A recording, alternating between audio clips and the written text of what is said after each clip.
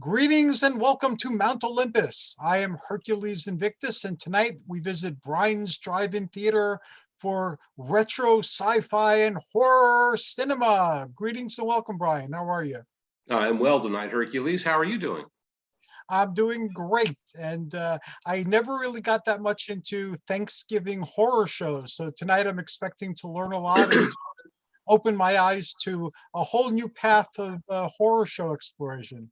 Well, actually, it opened my eyes. I was talking with my partner last week, and he and I were brainstorming. And I always bounce ideas off of him. Sometimes he gives me the idea, as he did this month. He said, "Well, why don't we look into Thanksgiving horror movies?" And years ago, he had bought a 3 DVD set, mind you, of Lloyd Kaufman's Poultrygeist. Yes, Uh, I was supposed to be in Poultrygeist. They cut me out of it last minute. oh, you're kidding! Well, it's a classic. I've got to tell you, we had never watched it, and there's a chain of bookstores in the U.S. called Half Price Books, and Yes, there are several outlets of Half Price Books in Pittsburgh, and there's one that's about an hour from where we live that we frequent most often. And we had picked up, the mother load of DVDs from there over the years. All of those Mill Creeks that you and I frequently talk about oh, I have love come it. Yeah. from. Yeah, and I'm taking some of the Mill Creeks back here in the next few days, as a matter of fact, because you can resell, and Yes, as long as you manage your expectations for what you're going to get out of them, which is about $1 for a big pile of them. Well, but it's at least recycling. yes, And I look at it that way. A lot of the Mill Creek stuff I've been dumping off because I'm trying to thin the herds a little bit. And all of that stuff's public domain, and you can find it either on YouTube or archive.org. You can find them on the web more than likely. Maybe a few you can't. Now, the one that I do want to hold on to is I can't remember the exact title of it, but it has a lot of the Peplum films. That's yes. 50 of them. Warriors, Now I think. that's an excellent compendium. I have that one It- too. yeah, that's a great one. And there's a horror one that I really like, and I'm not getting rid of all of them by any means. I'm too much of a media hoarder, Me too. to really let go of all of my physical media. Um, but I didn't even realize we had Poultrygeist. And like I said, it's a 3 DVD set. It's got one DVD has the movie, one has all of these extras, the third has even more extras. Karaoke, and the third is a karaoke DVD. I forgot about that because it's a Lloyd, musical and it's so funny. Poultrygeist, I was invited to play the part of like the Kentucky Fried Chicken guy, Mm, and I couldn't you do it. know what? We had just moved to Pennsylvania, so the trip would have been horrendous going back and forth. And when Lloyd films, you have to be there for days sometimes, to do like little things. Oh, So not too many days. I had to pass on it. Yeah, you're right, but still, it was days that I couldn't spare. And also, they filmed me for Tales from the Crapper, so I did a bunch of Oh, scenes really? with Debbie D, but they took those out. They got new backers and they got rid of everything all the footage that I was in for Tales from the Crapper. You But know yes, that what? brings back memories. Well, you know what? I am really hard to offend when it comes to any kind of entertainment, but I almost got offended in a couple of the episodes. I mean, just my sensibilities. I mean, some of the bathroom stuff. Oh, I'm a little. That's my Achilles heel. I kind of draw the line at some of the toilet humor, and in this case, literal, toilet humor. It's just disgusting, but hilarious. We were talking last night as we were watching it. I said, I haven't laughed out loud this often at a movie this many times in years. It was so funny. Whoever wrote the script, I mean, it's just brilliant. There's there's something there to offend everybody. So I Uh-huh. don't take it. I don't think anybody should get offended by it because it offends everybody. Yeah, they leave no stone unturned. Lloyd was the all-purpose, all-people offender.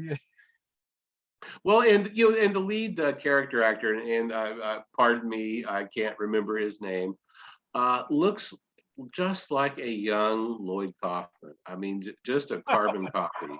I don't know how they found, and this kid has talent. He can sing, he can dance. It's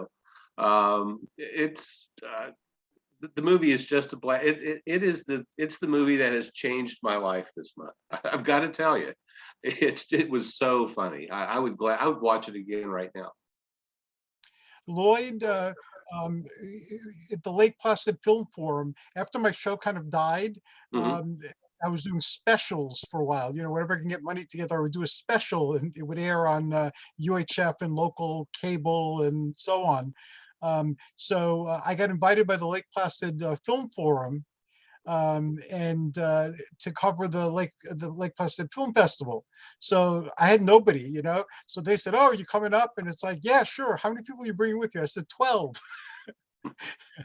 And then I had to scramble and call everybody I knew and call the PBSs that I had appeared on. And I finally managed to get people together. We went up there and I asked Lloyd, if I make a movie in like a day or two, can you show it, during the trauma times? He said, "Yeah, Hmm. sure, do it." So we did. We made a 6-minute movie about us coming to the Lake Placid Film Forum.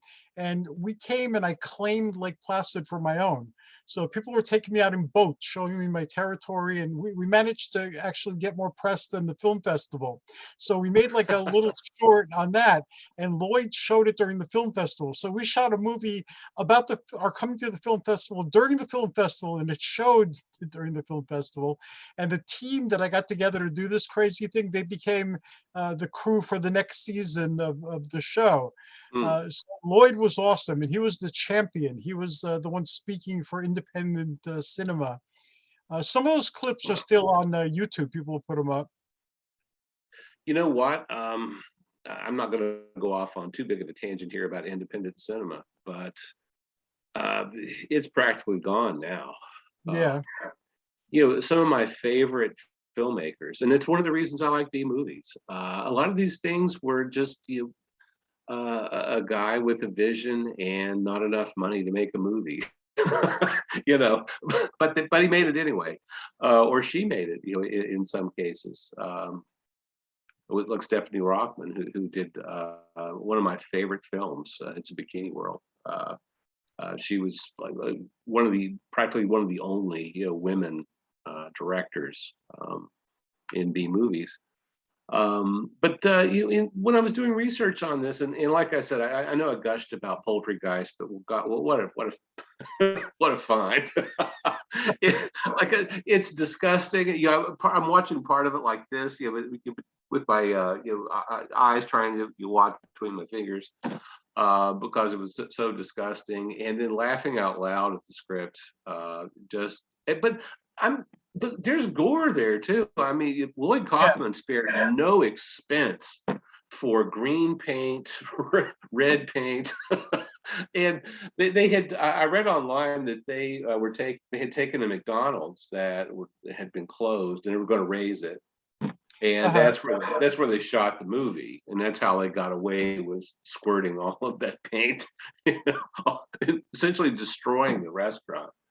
Um, but I started in thinking about Poultrygeist. If there's a satire of a particular genre, then there's got to be some seeds out there, and a trauma does great satire.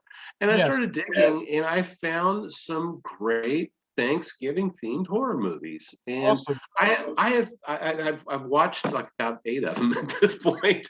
I can't, for one thing, I can't believe that there are that many Thanksgiving horror movies, but there are.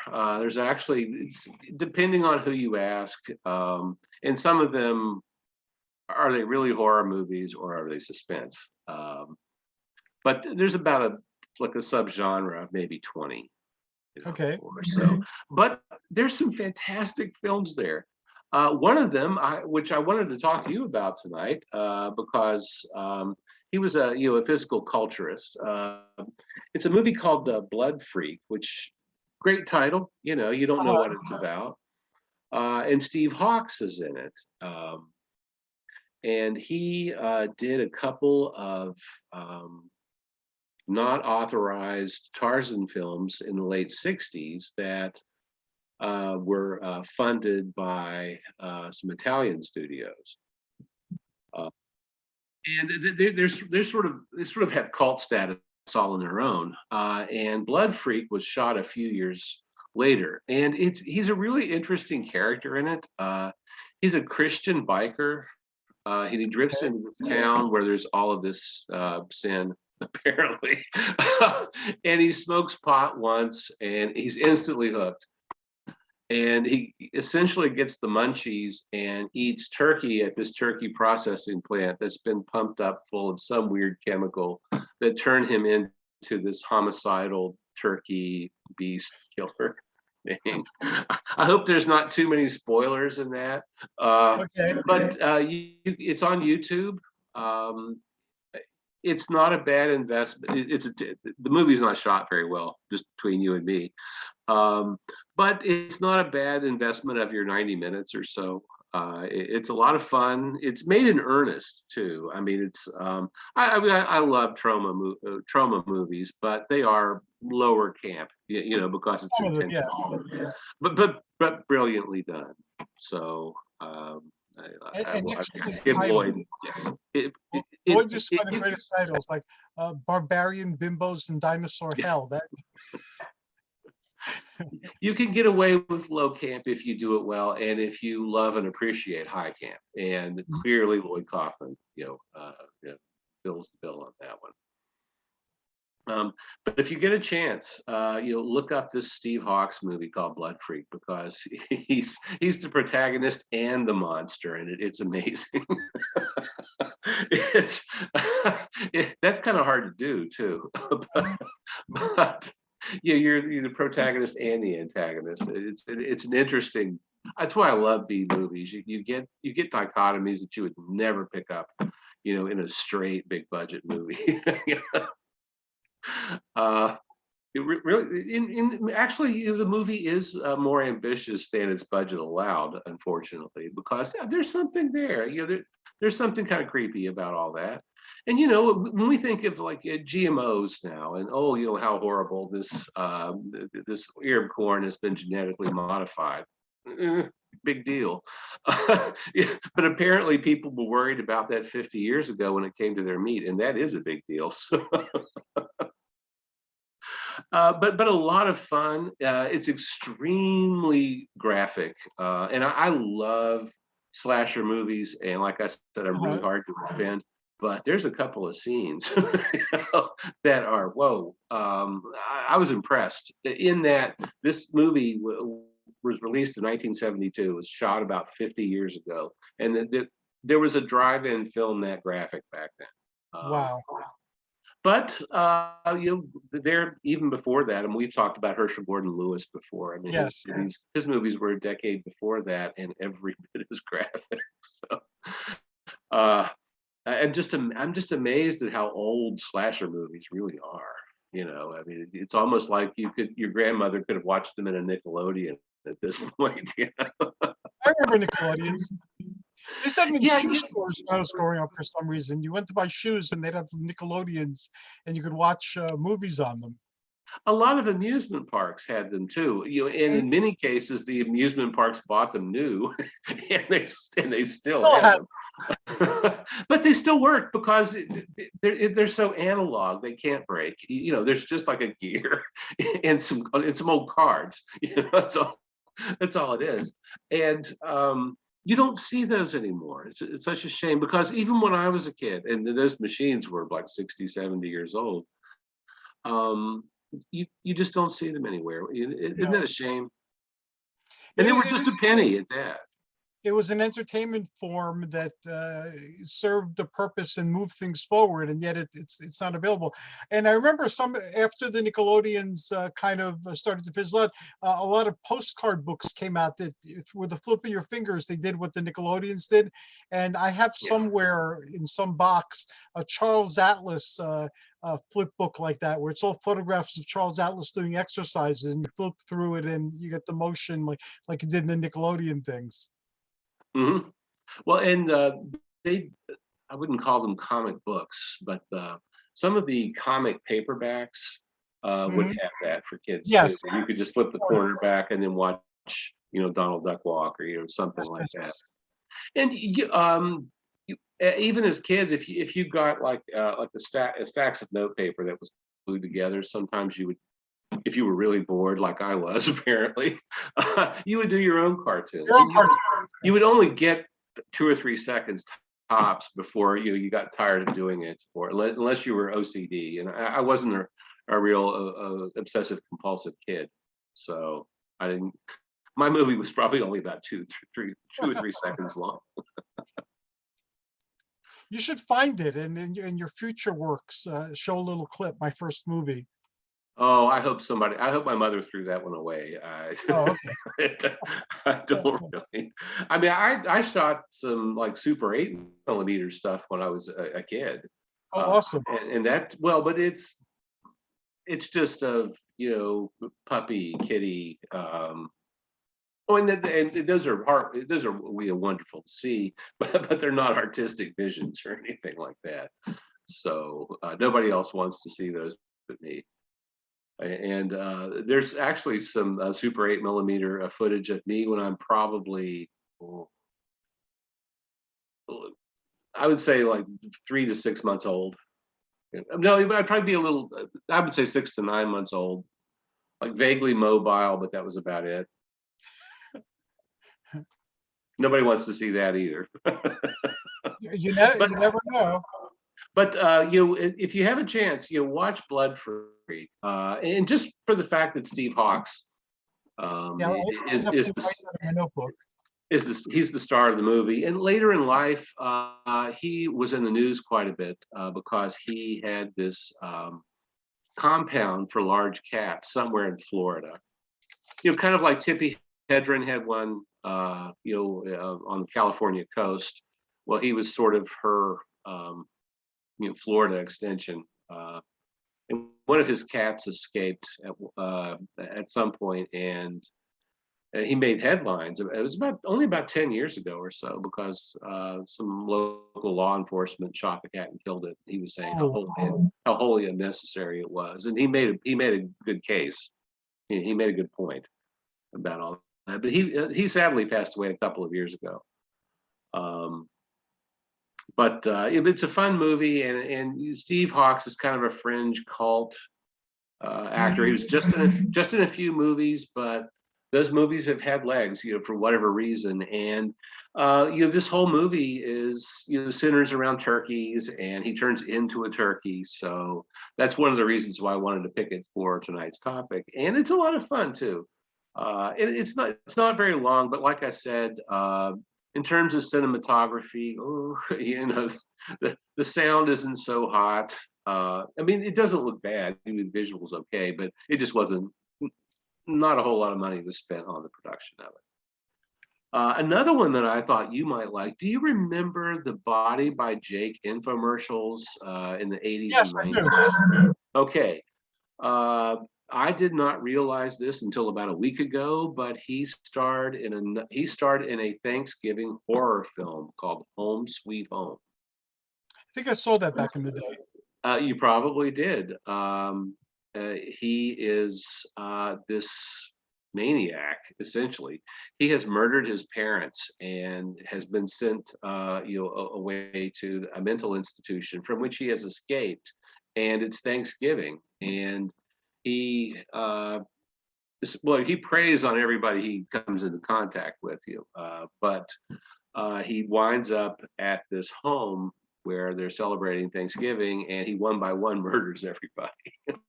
And I gotta tell you, it's a better movie than it sounds. I thought it was actually there's quite a bit of suspense to it. Now he has this maniacal laugh in it, and he does a really good job with the laugh. But perhaps it's used a little too much. Maybe we could use a sort of a different voice inflection. But well, that's true. Fortunately, in my life, I've never met anybody. I've met a lot of maniacal people, but they usually didn't giggle a whole lot. So, and that's kind of how this comes off in a way. But he does a really good job. His performance is admittedly over the top. But I love over the top performances. One of my favorite actresses is Betty Davis, and Uh-huh. she gave you 120%, and I like to see that. You either underplay a scene or overplay it. Just don't flatline. Don't be in the middle. Do one or the other. Stand out somehow. You know, and he does a good job with it. And interestingly, this was directed by a woman, and perhaps the only woman to ever direct a Thanksgiving horror film. And like I said, that's a small subset, but still But still, yeah. interesting. And it's really worth a watch. I think there's a lot to recommend the movie. There's some comedic elements to it, but it's not a parody. And it's just an interesting film, and it's obviously shot in New York. He Mhm. cannot disguise his Brooklyn accent. He just can't do it. Uh, Even with the maniacal laugh, he still sounds like he's from the neighborhood. You know what I mean? Yeah. But the movie's a lot of fun, and IMDb has a rating of 3.6 on it, and I really disagree with that. Mhm. Sometimes people will assign a rating to something because of the way the plot sounds, or oh yes, the medved said this was a bad movie, so I'm going to give it a low rating. Make that decision for yourself, and it is not a 3.6. I would give it an even 5.5. It's not badly done. I love independent filmmaking, and they do a good job with it. They don't have any money, but it doesn't look so bad. And it's got a lot of suspense. I loved watching it. I really did. I had a great time. Didn't stop it once. Yeah, I watched it, and that's hard for me. I have OCD, so yeah, it's easy to distract me. Oh, look, a kitty. Shiny thing, yeah. Yes, yeah, anything shiny. Yeah, you're right. And I hung with it the whole time, and that's a hallmark of a good film for me. If I'm tuning in and nothing else has my attention, and it did. It just sucked me right in because it's horribly violent, which I mean, horror movies should be. There should be something going on. There should be some sort of suspense. It shouldn't Did drag. this affect It does not drag bodybuilding? at all. Did Hmm? this affect his bodybuilding career in any way? Like, is there any connection This is between this film this and is his prior career? this is prior to that. Now Oh, yeah, okay. yeah, he's in very good shape. So I mean, if he's not a professional at that point, he was on his way to being. But he would at that time, looking up his date of birth, he would have only been about 22 years old when it was shot. He would have been very young. He was born in the late 50s. I think he's maybe like 64 now or something like that. You know, but he would have been a very young guy here. So this was pre Body by Jake. Awesome. Another one I watched that I think is worth taking a look at has one of my favorite fringe comedic actresses in it. The movie actually has a couple of different titles, but it's called Blood Rage. It's late 80s, and when you watch it, it's so obvious that it's late 80s. I mean, the clothes, the Hair. just the way that everything, the furniture, the cars. I mean, it just it smells so much so 80s, and it was made the year I graduated from college with my undergraduate degree, so I remember that era pretty well. And Louise Lasser is in it. She's the star of Oh, the wow. movie. Mary And Hartman. did you ever watch that?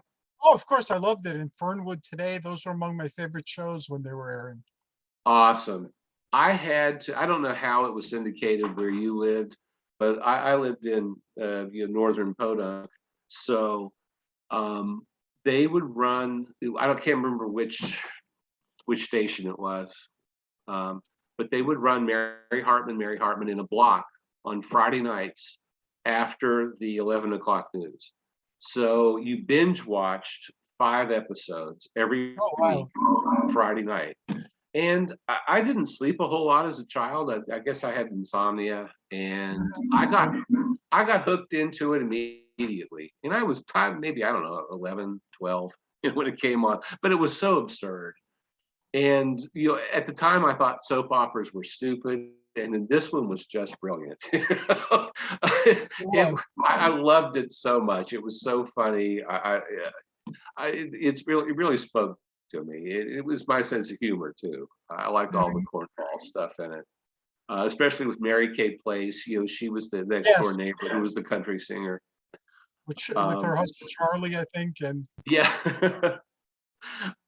Anyway, another movie. Well, another thing that Louise Lasser did was one of my favorite movies. And I haven't watched it for a while. And I was just telling my partner, I said, you know what? I said, we're going to have to watch this weekend. It's called What's Up, Tiger Lily? I remember that too. Woody And Allen. it's a Woody Allen movie, and Louise Lasser was married to Woody Allen for a few years in the 60s when they did What's Up, Tiger Lily. And American International Pictures bought a Japanese, what appears to be a spy movie from the early 60s, and handed it to Woody Allen, and they redubbed it, but they dubbed a different plot line on top of it. And there's a lot of Jewish humor in it, which is it's so funny. It's one of my favorite movies. It's squeaky clean. There is no it would have gotten a G rating now, because there's no foul language or anything in it. There's a couple of sexist things at the end, but it doesn't seem to bother us in this country, so I don't think it would affect the rating too much. Uh, but I first saw it when I was a kid and laughed all the Mhm. way through it because they're trying to find the recipe for an egg salad sandwich. That's the whole motivation for the plot, and it's so well done. They match the mouth movements up really well with the script. I mean, you can tell that somebody really burned the midnight oil on it. And Louise Lasser is the voice of the one of the main characters. I have to rewatch that now. I hadn't realized it was Louise Lasser. Oh, And you can I hear it remember that, when you watch it. You'll be able to hear. Oh, wait, that's Mary Hartman. Yeah. and it reminds me of Hercules Returns Yes. with same type of thing. Except Hercules Returns was provocative, deliberately so in several instances. But like I said, What's Up, Tiger Lily? It's so squeaky clean. I mean, your grandparents would have loved it. Yeah, it wouldn't have. Well, I mean, I can't say that there aren't offensive things in it, but it's there's no foul language or anything. You're good to go, I guess. For that, in terms of being wholesome, so to speak. But it's odd to see her in like a grindhouse horror movie, because having watched Mary Hartman, and she'd been in some other stuff as well. She had done some television, mainstream TV stuff, and she plays neurotic really well. Hmm. I think that was her forte. But she plays well, the brilliance of Mary Hartman is that she's neurotic, but it's so self-unaware. I don't know how she managed to pull it off, but it's a brilliant performance. But she does well in this movie. She is the mother of a homicidal maniac in it. But if you watch her performance in it, I'm sure she was doing it to be paid, but she's actually thinking about what her motive. You can see that she's thinking about what her motivation should be, how she should react to this, and she, as a mother, well, as a human being, I should say, uh, there is sort of a mental schism with her. I mean, she is a little emotionally disturbed, which comes out later on. Not unduly so, but no more so than the rest of us. Maybe I should say that. But she does a really nice job with it in conveying it. You can tell that she really thought about this, and this wasn't just, oh well, this is another check. I mean, she does a good job, and the movie, it's not bad. It's actually pretty well acted. Her son in it, she has twin sons, but they're played by the same actor named Mark Soper, who interestingly has his penis bit off in The World According to Garp. Okay. I don't know if you ever saw that movie, but Years ago, yes, I did. okay, well, he is the one in the Volvo, the Oh, wow. Volkswagen or whatever. Okay, so another horror movie, I suppose. But he plays the good twin and the bad twin.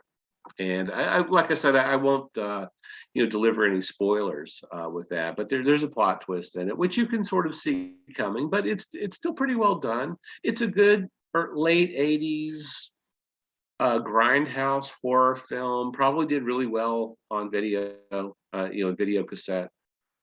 Just because of the cast, and it's well acted. And interestingly, the very beginning of the film, it was released in '87, but it begins in 1974 at a drive-in in Jacksonville, Florida.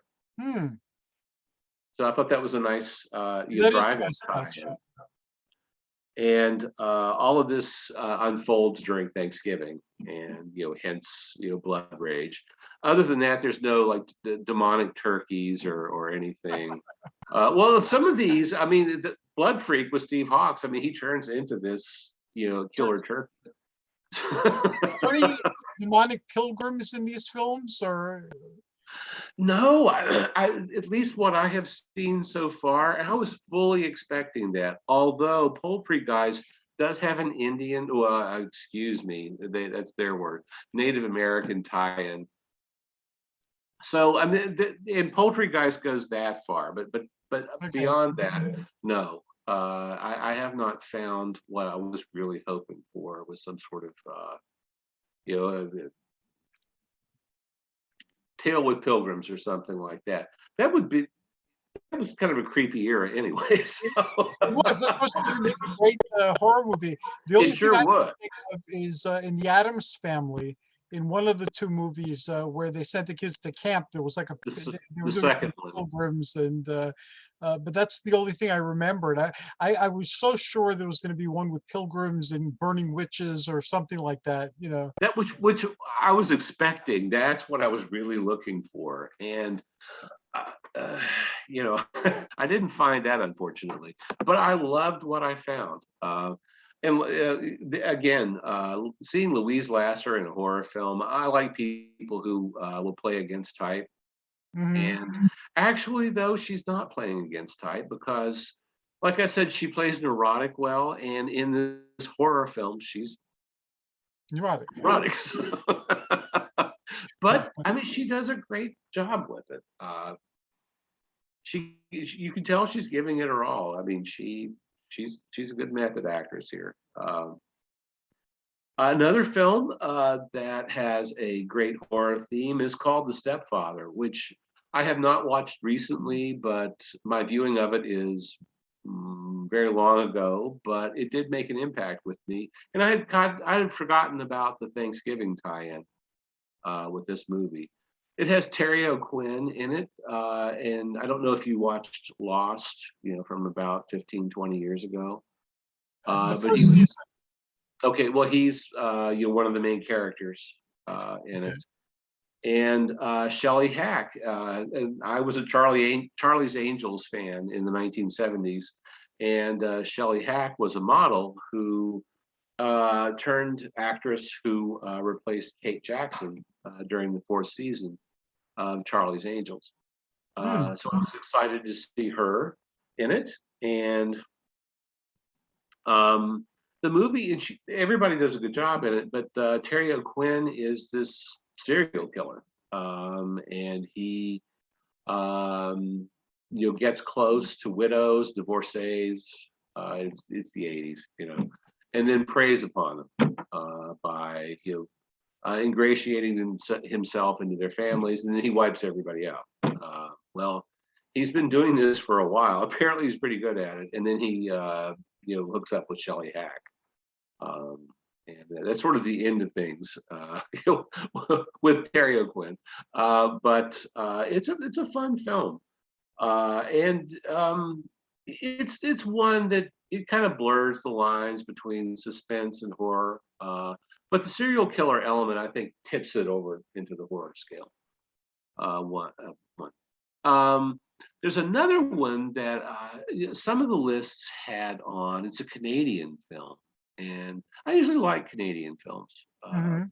They had for a while, they had a pretty thriving independent film market. And having grown, we've talked about this before, but having grown up watching Second City television, Right. uh, I developed an appreciation for Canadian humor. But their horror is not bad either. No. Uh, I've enjoyed several of their horror films. I saw one described. It was called Hostile Takeover, and it has a couple of different titles too. But it has an actor I've always been interested in. His name's David Warner. He's been in so many films. I haven't freshly looked up his IMDb listing, but he's got to have been in two, three. He has to have 200 or 300 entries. Oh, And wow. he's so prolific. And if you saw him, you would know exactly. You've seen him in like 20 different things. He's in great movies. He's in horrible movies. He's just in a lot of movies. In movies, Um, though. but you always get a performance out of him, and there again, that's the hallmark of a good actor. And at the end of the day, you got to eat. So you have to take what jobs are there, especially as an actor. But this movie, it's a Canadian film, this Hostile Takeover. It's got a really interesting plot twist in it. David Warner, he's an office worker. He has no real life, apart from being an office worker. It sort of has consumed, his whole being. And as somebody who's been an office worker for a while, I can tell you that that's basically true. So already he's a protagonist for me. Anyway, his boss forces him to go in on a Saturday along with a few other employees, and he decides to take them hostage. Hmm. And not the boss, but Michael or David Warner decides to take everybody else hostage, and he's clearly planned it out because he's got an arsenal of weapons, which he's inexplicably really good at using. He's got great aim. He knows he knows his stuff, but he's very meek and mild mannered. Uh-huh. So it's an interesting performance, and it's a real character study because at first. After he's taking these people hostage, and then there's the SWAT team that surrounded the office building. He seems to be he's the menace, he's the monster, and as you move through the movie, he is sort of the moral compass. He Uh-huh. becomes the moral center of it because he never really changes. He's still pretty much on the straight and narrow no matter what situation happens to him. But for everybody else, how the situation changes sort of dictates who they are and how they respond. And it's a very interesting character study. I would be hard pressed to call it a horror film, but it would be hard pressed to call it a horror film because although there are graphic scenes in it, you have to wait until the very end, and that doesn't fit my definition of a true horror film. Horror films need to grab you before the opening titles run, and they need to keep Right. pulling you through the movie. It's one of the things I like about horror films is that they're sort of like a roller coaster ride. It's not really. It's supposed to start out fast and keep going. It's not supposed to stop. So it seems that there's a lot of films that if you're a horror fan, you got like I know there's a horror Valentine's Day films and horror Mother's Day films, and there's all sorts of films that are focused on holidays. So Isn't that, Thanksgiving is isn't not that, as neglected a holiday as we thought. and isn't that interesting? I mean, I like Christmas horror movies, and there's a Me lot too. of them, and we will talk about them next month. As a matter of fact, some of my favorites. Mine One of too. my favorite movies is Black Christmas, which is a Canadian horror film, uh, Awesome. directed by Bob Clark, who did A Christmas Story, Porky's. He did Children Shouldn't Play with Dead Things, which I I love ran that movie. as one of the movies of the day last month in October. A good director too, but he directed it, and it's got a really interesting cast.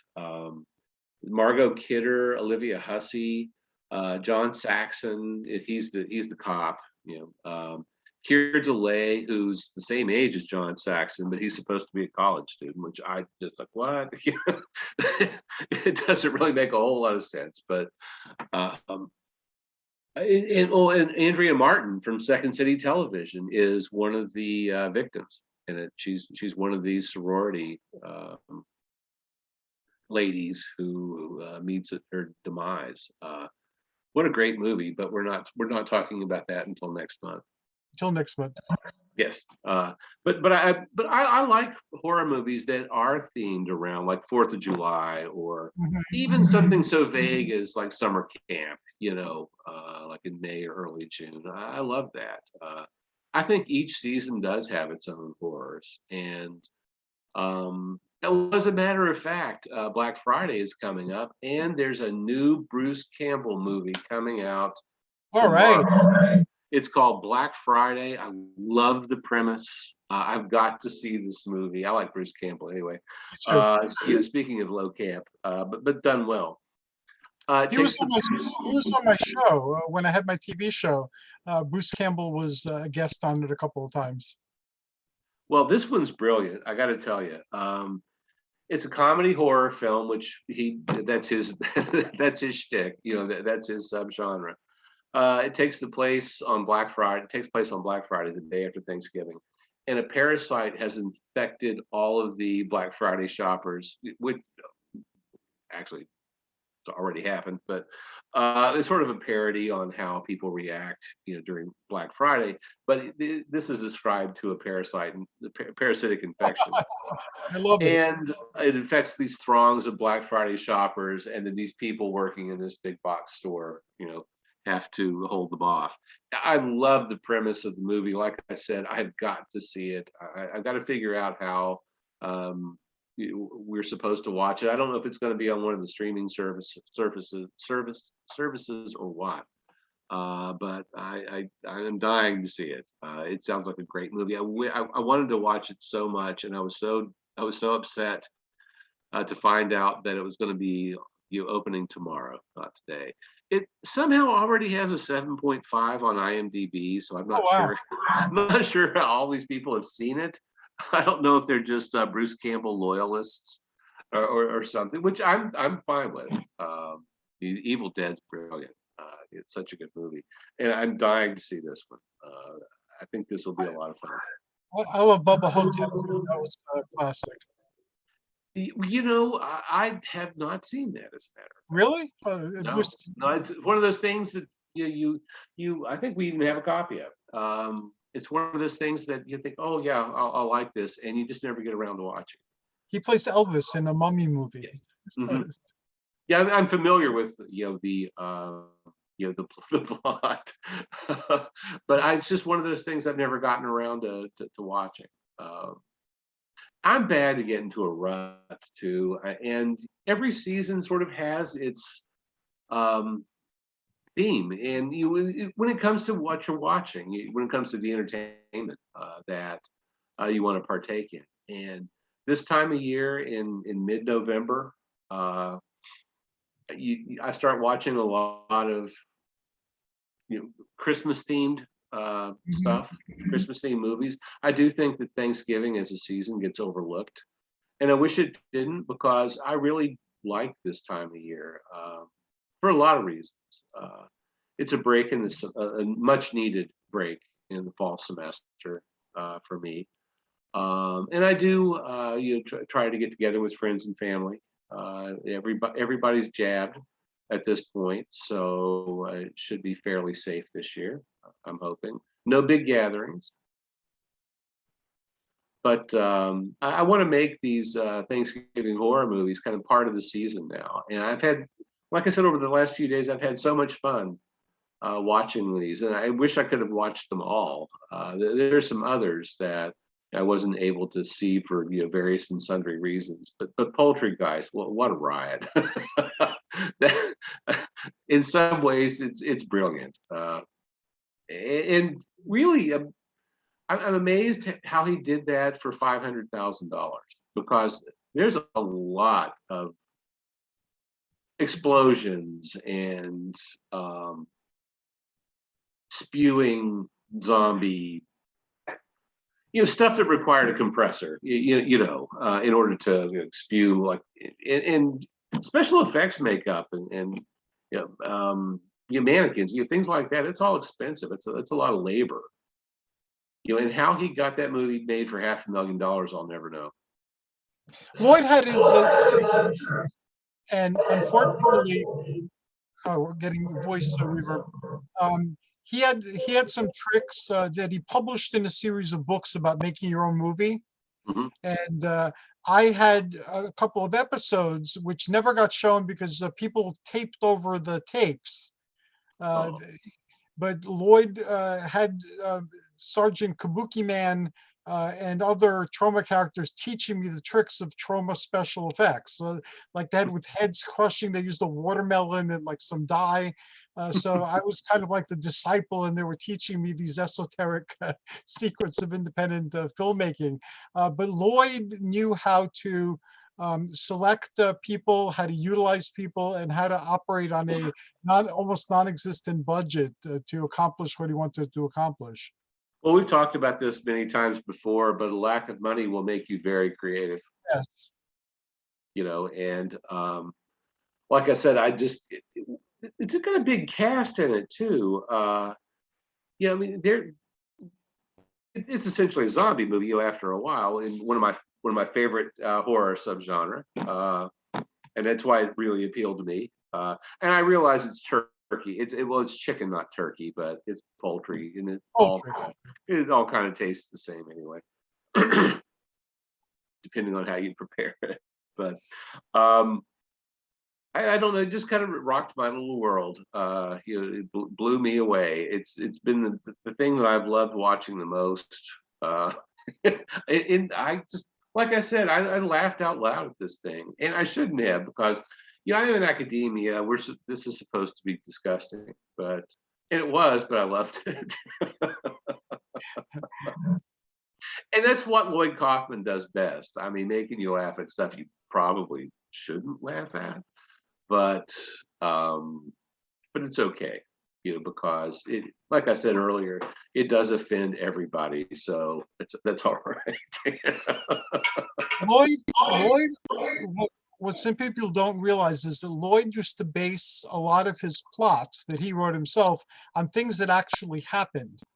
Lloyd had a habit of looking through newspapers, and then anything that seemed outrageous, he'd clip it out.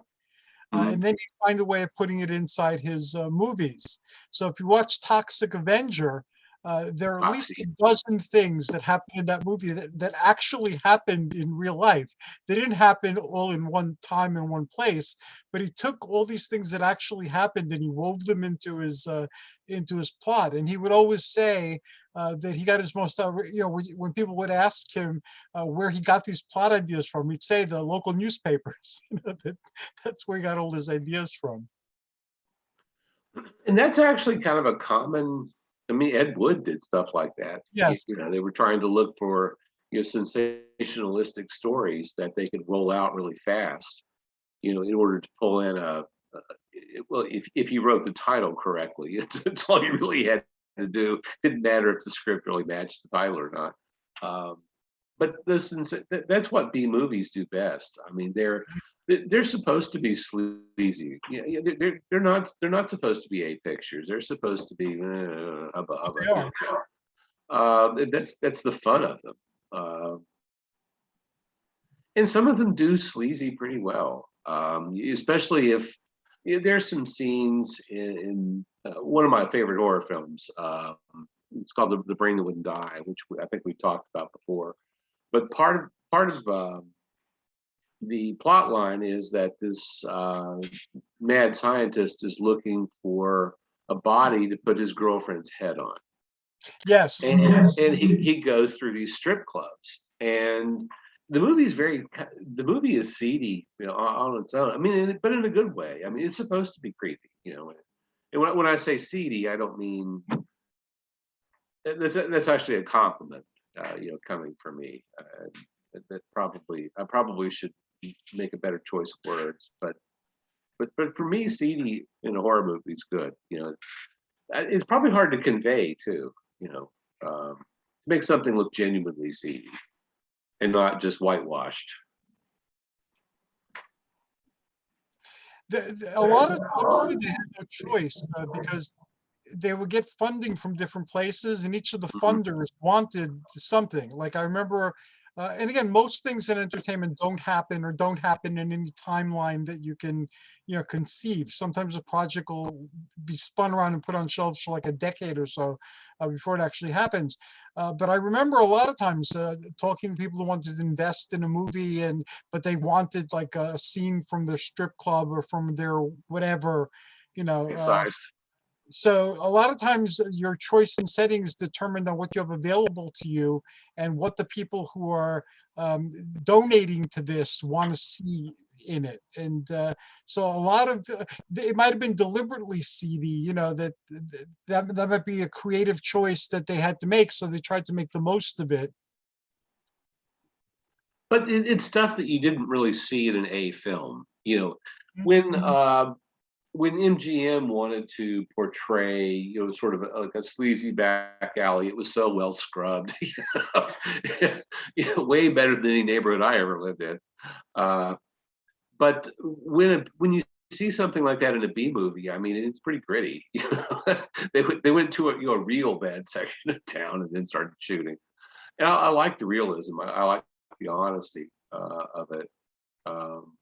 And there again, it provokes a reaction in you. It might, the seediness might repel you. It doesn't me. I actually kind of maybe it's a voyeuristic tendency of mine, but it's kind of fun to appear in it and see what the other side of life is doing. So I lead a pretty dull existence, which I'm totally happy with. I can understand that. The older I get, it makes a lot more sense.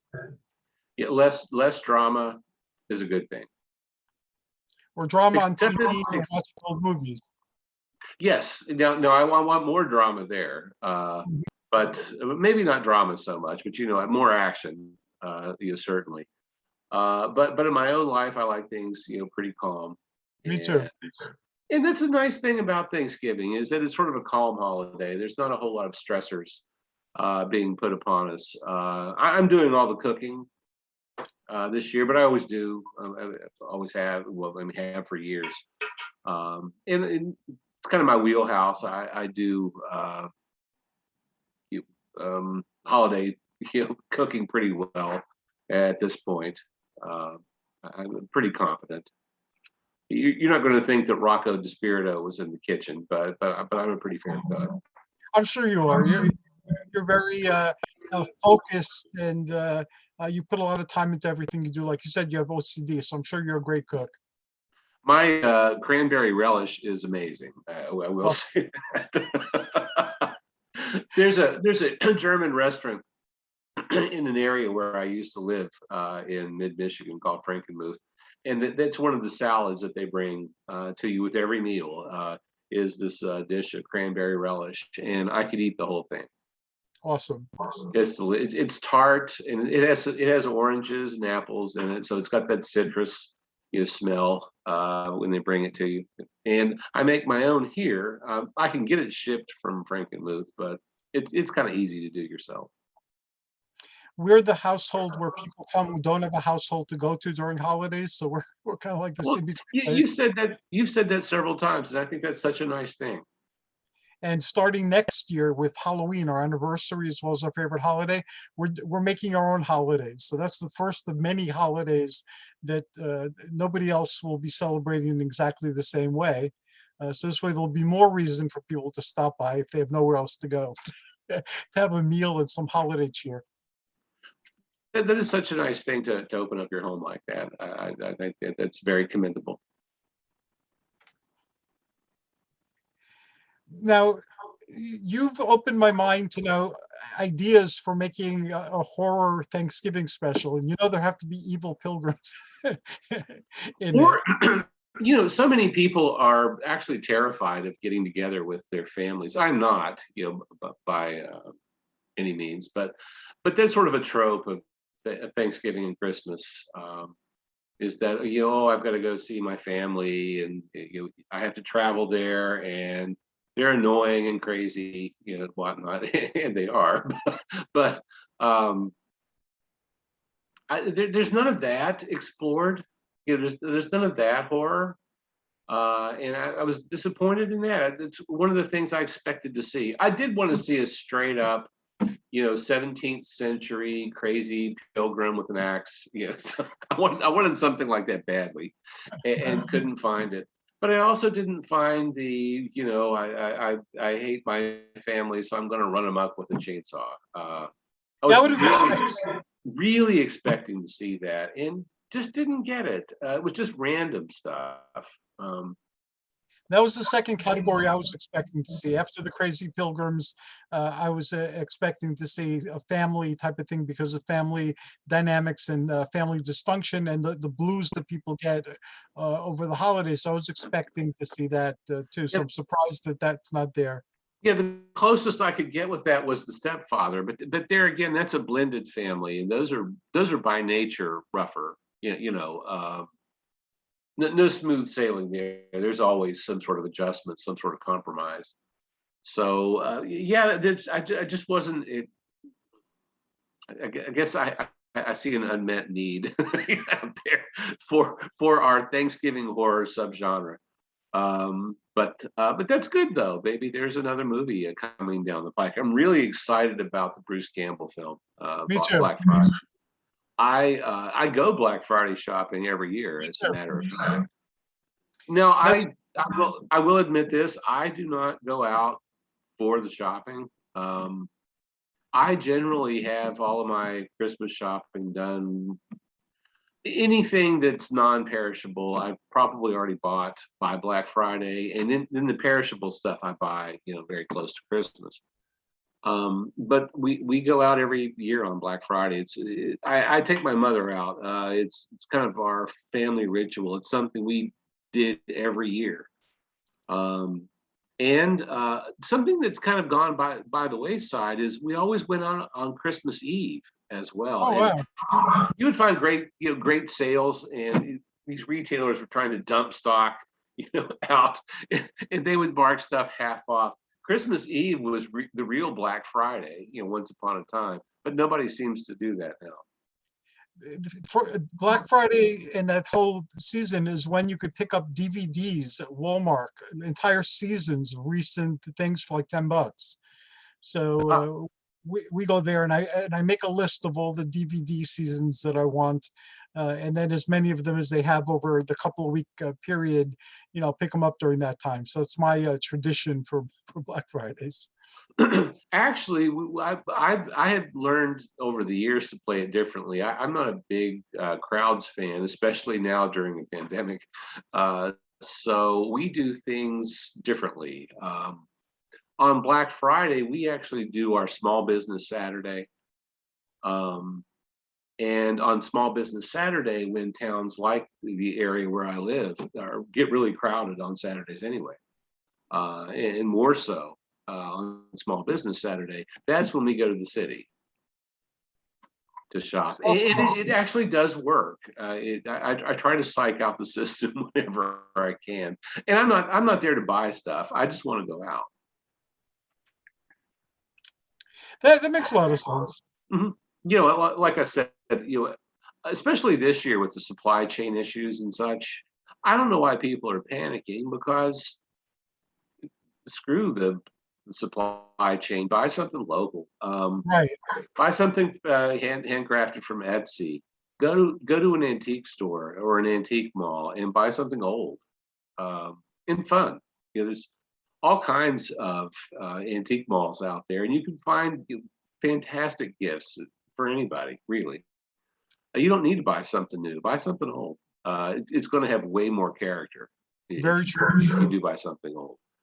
And you know what? I mean, there's such a variety that unfortunately you don't find anymore. If you're at a big box store, um, you might be able to find 20 different varieties of coffee, but if you're looking for like a gift for somebody you love, you're not going to find it at that store unless you're buying a vacuum cleaner. You know, Mm. do you really love that person? It depends on how they feel about vacuum cleaners, I guess. Well, that's true. And there have been times when I would have welcomed vacuum cleaner as a Christmas gift. So I guess you got a point there. Yeah, those are good ways of celebrating the holidays. That's awesome. I hadn't thought of it that way, but now I do. So thank you. Well, no, I mean, it's just I don't know why these people are panicking. There's plenty of stuff out there. I mean, I Yes, haven't yes. seen. I'm not seeing bare shelves in the stores. Quite the opposite. It may not be what you want, but there is stuff there. And if your main goal is just to buy stuff, well, have at it. You know. But if you, I'm not sure how I feel about gift giving. Quite honestly, I think a lot of it is kind of crazy and We doesn't make a whole. discontinued we discontinued it. Just we told everybody just let's enjoy each other's company. But let's stop all the expense of buying all this crap and Well, exchanging it. And no, it's not only the expense, it's the stress. Because you want to make some sort of impact. You don't want to just buy somebody a bunch of socks or a tie. Mhm. You want to you want you want to get them something that they'll remember, and that's hard to do. Year after year after year. You have to keep topping yourself, and why put yourself through it? Quite honestly.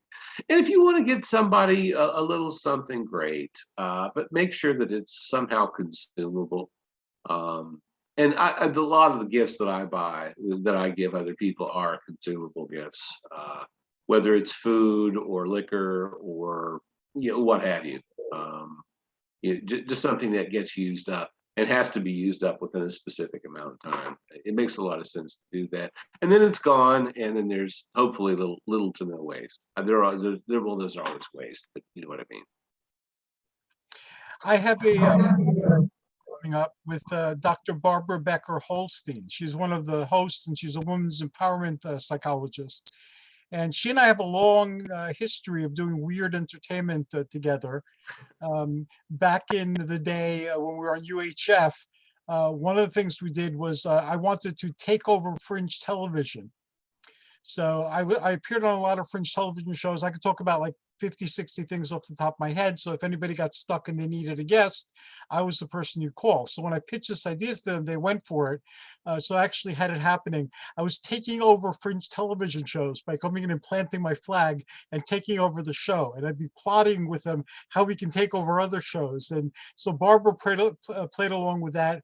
Then she came up with an idea where we had this psychology show with me, with her, and with somebody from a cooking school. And it was the strangest thing I'd ever heard. So of course I had to do it. So we did around a dozen episodes before that idea went their way. But she recently had a couple of ideas, and we're discussing them now. But one of the things she's doing is the selfie project, where people record things on their cell phones. Mhm. So I'm doing a project with her on that, on people who were empowered by popular culture, especially sci-fi. So you're welcome to play if you'd like. So basically, everyone makes their own little mini production using the cell phone. And then she had another idea that I'm going to talk to her about on Monday, which I resonated with.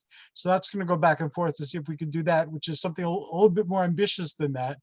And I'll invite you to play when that idea is kind of thrashed around and we know what we're doing.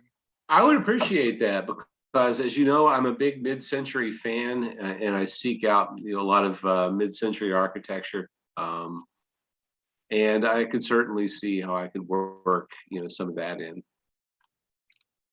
Yeah, it'll be a lot of fun and it'll be different and it'll be something Well, you put at the end of a DVD. well, I noticed also that you had put a call out for people who had experiences with. UFOs, yeah. Yes, yes. Mhm. Yeah, and several people from Facebook have responded. I've had them on the show already. People are very shy with their experiences and and sharing them openly. When I had things locally, more people would speak up because they'd be there physically with other people who were sharing. On Mhm. the podcast, it's a little bit harder because there's nobody standing there sharing stories. But I've had a good number, and now I'm moving in that direction with Hercules and the Space Gods. I'm bringing back my show on ancient aliens. I used to have one for a few years. I'm bringing back like some other shows that I've done in the past as specials. So there's going to be a lot of UFO and ancient alien related stuff, and a lot more retro sci-fi. So you and I'll have a conversation about that when that is more set in reality than it is now. Right now, it's words and ideas and I, I things of. understand that. That's the story of my life. Do you I do. think that people are hesitant to talk about it because they just haven't processed it? They don't they don't really understand what happened, so that they don't want to be in a position where they have to justify or explain. They're afraid of being called crazy. Oh hell. That Yes, that has never bothered me in the that's never least. bothered me either. But That's that's the a least lot of fear. people, I have done so many stupid things in life that that that wouldn't that doesn't even register with me. that's There's got to this be is something something else. we had the things at the library and at other places. A lot of people would come because they have no one to share their experience with. If you tell your Right. family, your friends, a lot of time they're going to tell you you're full of shit. It's like, you dreamt it, you imagined it, or you're lying to get attention, or whatever people say when you share. So they learn to keep these things inside themselves. And one of the good things about the shows and the live things, especially, were that you're not alone in having that experience. And here are other people, mostly me, a lot of times opening it up by sharing my own experiences. Yeah, well, So that's it's how you get safe people space. to share Yeah. theirs. So that's how you get them comfortable. Is to share something of your own. But I one of the things that I've seen fall by the wayside in society is people don't seem to hide their crazy anymore. And I have problems with that too. Well, certain types of crazy they But don't. But but people anymore don't seem to put so much. Well, there's some people who do, but a lot of people don't put a lid on their crazy. They just let it. They just fly it, big and proud. and Uh, that's the topic of other shows. Lots of other but, shows. I found that really intriguing, that you were going to pursue that. It's been a big part of my life, and I've spent a lot of time with it. And it's always it's at a point now where it's so permeated our culture that there's an audience for it. Well, at some point, what we should do, on this topic, if we if you ever want to do anything on Zoom, I could chime in. I don't have much of a story, but something happened to me once when I was a teenager, Mhm. that I never really could explain. So let's do a show on it. And Right. I don't think there's enough there for a show, because this just happened like one night. And I will admit that this was during a horrifically stressful point in my little life, at least back then. It was kind of a life-defining moment. And while all this was unfolding, this happened, and it was weird, and I never understood it, and it never happened again. It's amazing, yeah, that you had that experience, and I really want to hear all about it. And it's again, it's interesting, the people that have been wanting to do shows, like for instance George Helmer, who's the Hmm. head of Steve Reeves Steve Reeves. International. When I asked him what type of show he'd like to do ideally, he said a paranormal investigation show, because he had some Ah, experiences also, and he's shared a couple of them. But I'm really looking forward to that, because that's again something beyond what you'd expect, because everybody knows him for car racing and for Steve Reeves, but people don't know this whole aspect of him. Where he's doing paranormal investigation, so that'd be an awesome, bunch of shows to put together. So well, I don't know how much of a sensitive I am. I don't think I'm very, um, but I've had a few things happen to me on the paranormal okay. uh, side of things that I've never been able to explain. Well, I would Uh, love to interview you about that. That'd be awesome. I'm certainly open to it, and I love the paranormal shows, on the Travel Channel, like the Dead Files, Ghost Adventures. I love all that stuff. It's great television. It really is. I'm not sure how much buy-in I have, but like it's a lot of fun to watch. But like I said, though, I've had a couple of unusual things I had never been able to rationalize Every, happen. every, everyone has, because even people who deny it initially, at the end of the It's presentations, that have stories to share about the yeah, time that this happened or that happened, or they couldn't explain it. And not every one of the things that made me realize, like investigating the paranormal, was that, and again, we made this policy after a while, that we're not investigating the truth of what happened or didn't happen, because it's irrelevant. It's that people find stories or tell stories, and then the stories shape their reality and affect the reality of the people around them. So we started focusing true. more on that, because I had one where these people swore that their house was demonically infested, and they had this whole big thing. So I brought a bunch of people. I had my way of perceiving things. I brought other people with different other ways of perceiving things, including engineers who can tell you what's going on, in terms of hot spots and cold spots, and other people. And we did a very thorough investigation. And what we found was the demonic growling that they heard when they heard it was somebody a couple of houses away mowing their lawn.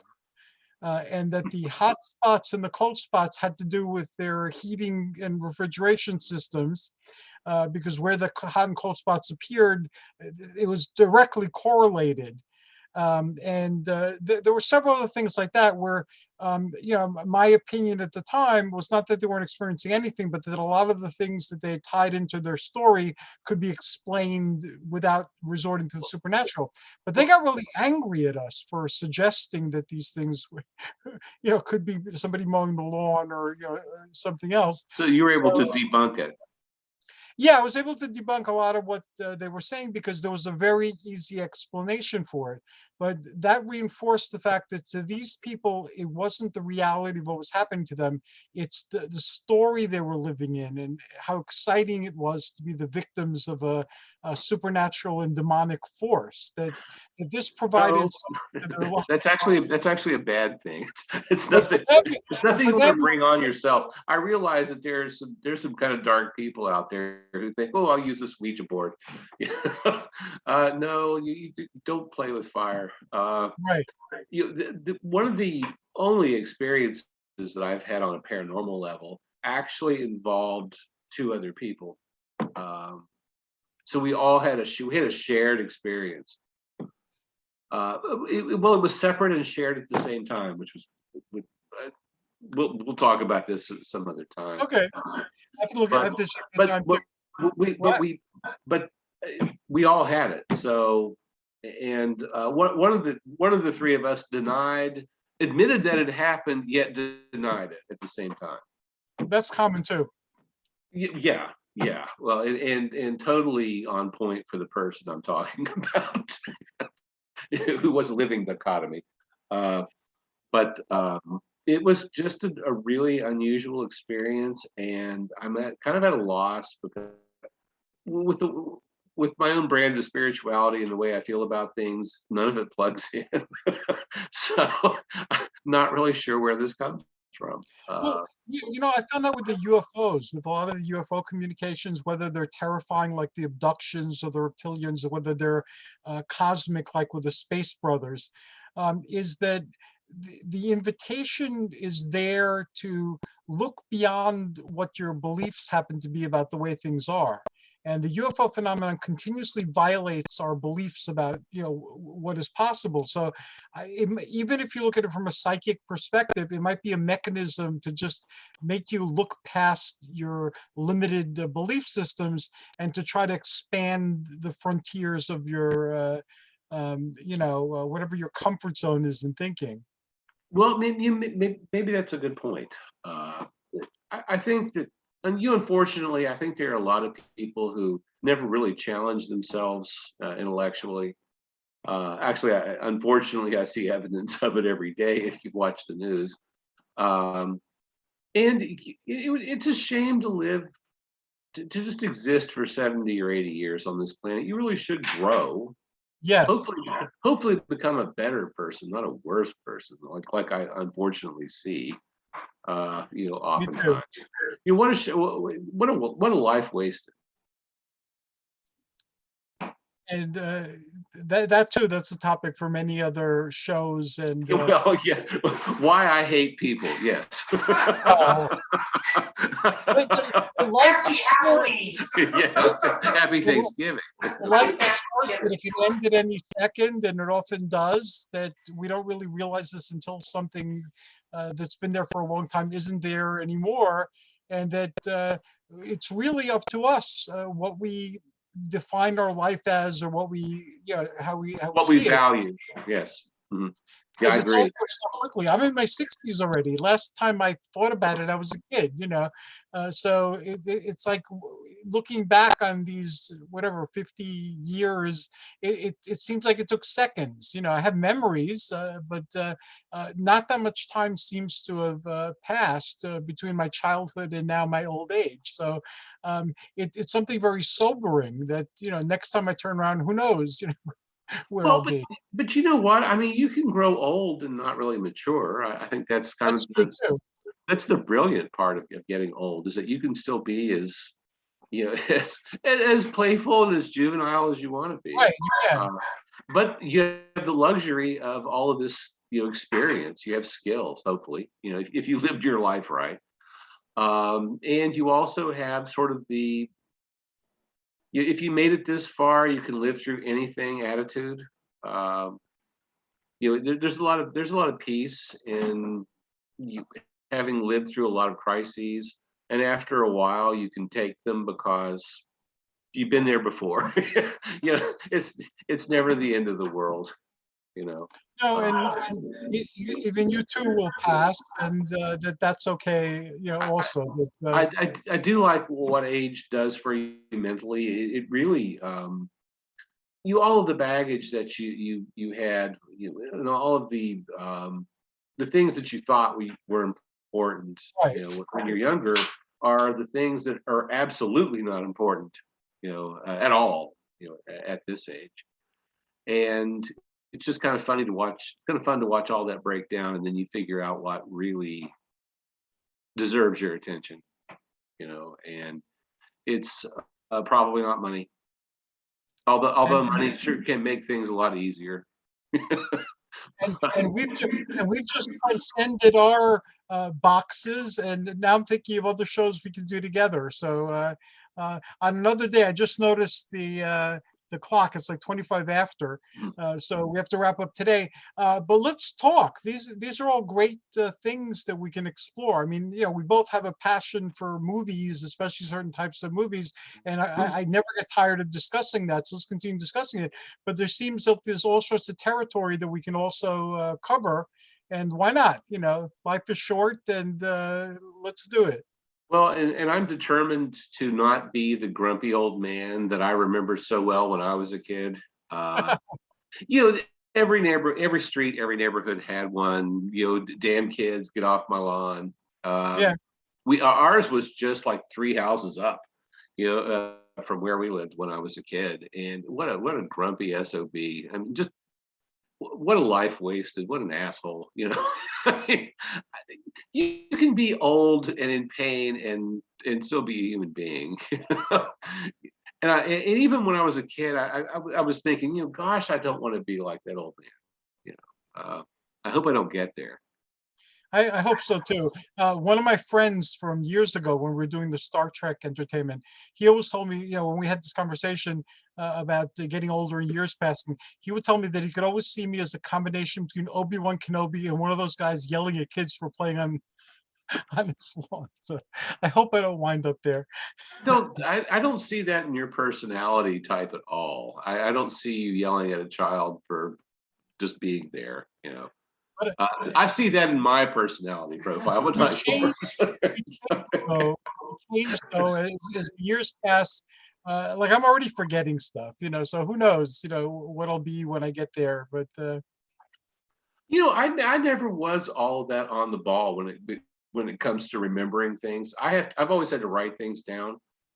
Now, and that's sort of my way of structuring life. I mean, just a million post-it. I go through post-it notes. Like, I don't know what I did before post-it notes, quite honestly. I've got them everywhere. Yes, I do that too. And even though everything is scheduled for me in my iPhone, I still have a daily planner that I write. I have a meeting at 2:00. I've got to teach at 3:30, things like that. And that's the way I operate. And for me, if I write something down, the likelihood that I'm going to retain it is like 1,000 times greater than just a passing thought. it's true.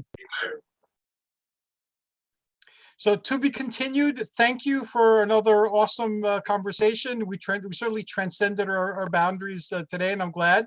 We did, but we talked about Halloween. We talked about Thanksgiving horror movies a lot, so we stayed on topic some. which is better than usual. How can people contact you and find Brian's Drive-In Theater and experience your movies a day and all the great stuff you have? All you have to do is to point your browser at briansdrivein-theater.com, or you can go to one of your favorite search engines, Bing, Yahoo, or Google. If there are any others anymore, I don't know of them. And just type in Brian's Drive-In Theater in the search box, and that will take you to the drive-in, where you will see profiles of hundreds of your favorite B movie actors and actresses. And most of those pages do have a public domain film that you can watch to feature that person's skills. Some of them have several films, as a matter of fact. There's a lot of good public domain entertainment out there, which I'm all about. Yes. And if you want to interact with me on a social basis, you can always go to Facebook and type in Brian's Drive-In Theater and wind up. And you follow me, please. And Brian definitely will get back to you. That's how we connected. I sent him an email or something at some point in the past, and it's been an exciting journey ever since. Yes, but folks just don't ask for money. People do. I'm sure. And thanks to everybody who joined us today. We're not recording on Blog Talk Radio, so I can't do my Blog Talk Radio thing.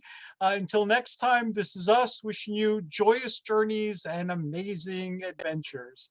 Take care, everybody, and thanks again, Brian. Good night. Okay, I think I stopped the recording. Yep. And now let me see, because I can't always see what I'm pressing. I know the recording thing now. It still says Uh, recording. does it? Yeah. Oh,